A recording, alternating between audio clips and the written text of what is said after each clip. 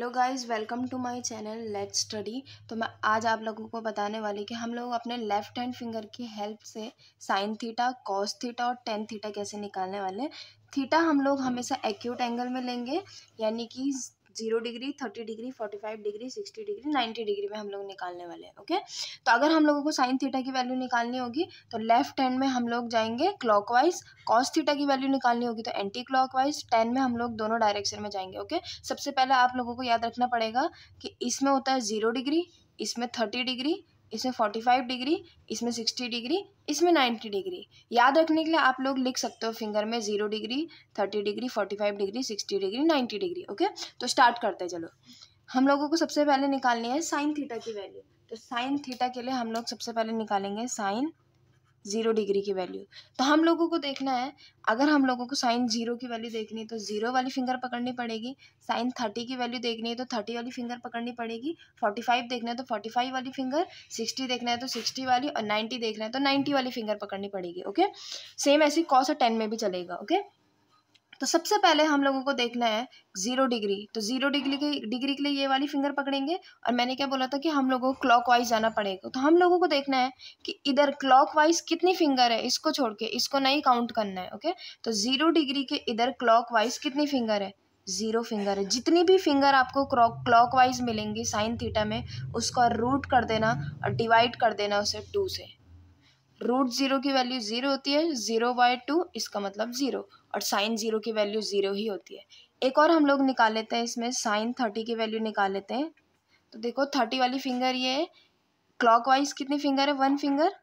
तो हम लोग 1 का रूट निकालेंगे, डिवाइड कर देंगे 2 से। रूट 1 की वैल्यू कितनी होती है, 1, और 1 को 2 से डिवाइड करेंगे तो 1/2। इसका मतलब जो साइन 30 की वैल्यू होती है वो होती है 1/2। लास्ट हम लोग साइन के लिए निकाल लेते हैं साइन 45 की वैल्यू। तो देखो क्लॉकवाइज कितनी फिंगर है, 2 फिंगर। साइन 45 की वैल्यू अगर हम लोग निकालेंगे तो क्लॉकवाइज कितने फिंगर मिली हम लोगों को, 2 फिंगर। ये 45 वाली फिंगर है, क्लॉकवाइज हम लोगों को 2 फिंगर मिली। तो रूट के अंदर 2 को रखेंगे और किस से डिवाइड कर देंगे, 2 से डिवाइड कर देंगे। तो ये जो हमारे पास डिनोमिनेटर में 2 है, इसको हम लोग लिख सकते हैं √2 मल्टीप्लाई √2। √2 से √2 कैंसिल हो जाएगा, यानी कि 1/2। साइन 45 की वैल्यू होती है 1/√2।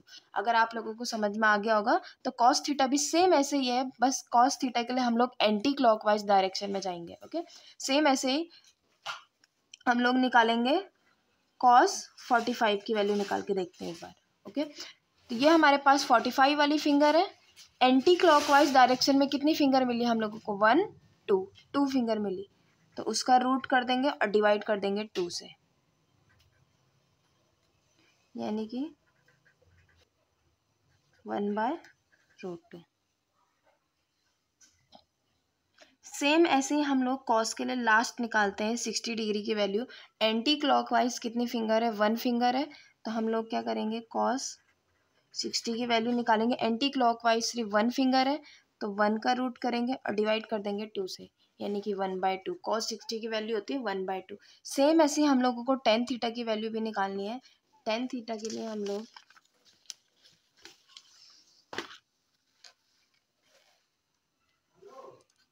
देखिए, सबसे पहले हम लोग निकालेंगे टेन 30 की वैल्यू निकाल लेते हैं सबसे पहले। ओके, तो 10 के लिए हम लोगों को मैंने क्या बोला था, क्लॉकवाइज भी देखना है, एंटी क्लॉकवाइज भी देखना है। करना कुछ नहीं है, 30 डिग्री की वैल्यू है, क्लॉकवाइज कितनी फिंगर है, 1, एंटी क्लॉकवाइज कितनी फिंगर है, 3, और पूरे का क्या कर देंगे, रूट कर देंगे। √1 की वैल्यू होती है 1 और √3 की वैल्यू होती है √3।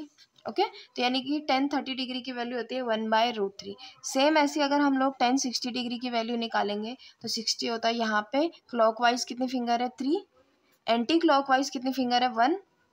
तो यानी कि आंसर आ जाएगा √3। बस आप लोगों को इतना ध्यान रखना है कि जो क्लॉकवाइज वाली फिंगर होगी उनको डिवाइड करना है एंटी क्लॉकवाइज वाले से, अगर आप लोग 10 निकाल रहे हो तो। ठीक है, तो अगर तो जो साइन होता है, हम लोगों ने साइन थीटा की वैल्यू निकाल दी है, कॉस थीटा की वैल्यू निकाल दी है, और टेन थीटा की वैल्यू निकाल दी है। ओके, अब हमारे पास बचे हैं कॉसेक थीटा, सेक थीटा और कॉट थीटा। ओके।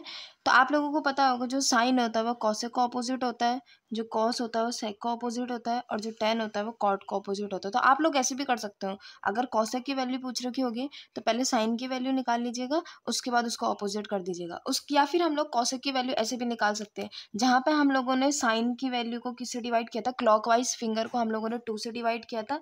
कॉसेक के लिए ऑपोजिट कर दीजिएगा, ऊपर 2 और नीचे रूट कर दीजिएगा क्लॉकवाइज फिंगर का, अगर हम लोगों को कॉसेक की वैल्यू निकालनी होगी।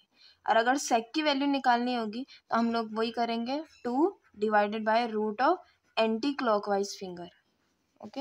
और कॉट के लिए हम लोग क्या करेंगे, 10 के लिए हमने क्या किया था, clockwise finger divided by anti clockwise finger और पूरे का रूट किया था। कॉट के लिए हम लोग क्या करेंगे, anti clockwise finger divided by clockwise finger और पूरे का रूट कर देंगे। या तो आप लोग ऐसे भी कर सकते हो, या फिर आप लोग साइन की वैल्यू पहले निकाल के उसके बाद कॉसेक के लिए उल्टा करके भी कर सकते हैं। ओके।